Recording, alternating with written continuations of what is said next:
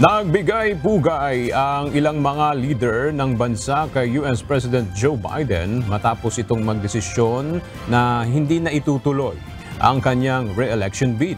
Una na sa mga nagpaabot ng mensahe si Ukrainian President Volodymyr Zelensky kung saan pinasalamatan nito si Biden sa suportang ibinigay nito sa kanilang bansa sa gitna ng giyera sa Ukraine. Pinuri rin nito ang US President sa kanyang mahirap subalit matapang na desisyon na tapusin na ang kanyang re-election bid.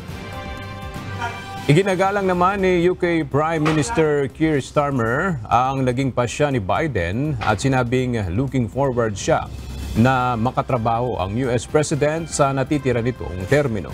Maging si German Chancellor Olaf Scholz nagbigay rin ng tribute sa kanyang kaibigan na si Biden.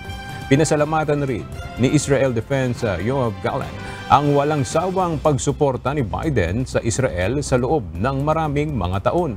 Kasama rin sa mga nagpasalamat sa liderato ni Biden sina Canadian Prime Minister Justin Trudeau at Australian Prime Minister Anthony Albanese.